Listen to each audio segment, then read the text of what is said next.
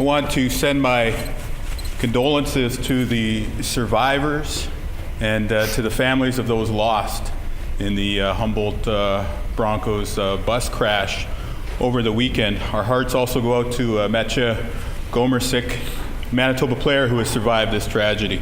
Our nation and the prairies are in mourning. For many of us, hockey is life. And this past weekend, my first thoughts in reaction to this tragedy were, as a parent, I thought about the many parents and all the time that they spent with their kids. I thought about the joys that they would have felt watching them score their first goal, win their first game, lift the first cup at the end of a tournament. I also thought about the more challenging moments those parents would have spent when the games didn't go their kids' way and they had to help them learn how to lose. Thought about all the time that they would have spent coaching Timbits, flooding backyard rinks, and waking up early on Saturday mornings to drive their kids to those freezing barns in the countryside where many of us learned how to skate and shoot.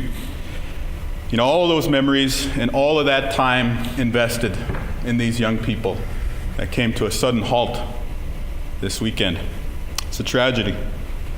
Madam Speaker, many of our faith traditions, from the Book of Job to the Anishinaabe legend of Kiwishkwebi, have sought to answer the sort of questions that we're left with at times like this. Why do bad things happen to good people? How is it that a loving God or a creator can see fit for something like this to happen on our earth? And the answer that generations of wise people have come up with to date is, we don't know. We weren't there when the Creator made this world, and we won't be here when it ends. But what we do know is that we have to be there with those who suffer in times like this. And that's why so many people went to the vigil.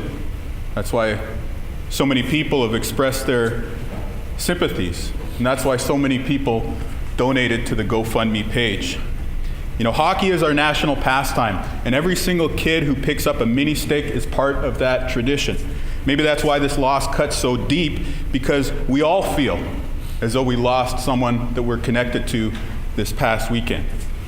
But in a very real way, it's the parents, the relatives, and the friends of those departed who have lost something much greater.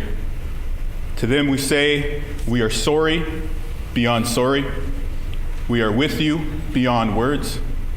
May you take this time with your grief, but then remember these Humboldt Broncos with pride so that they may live beyond life.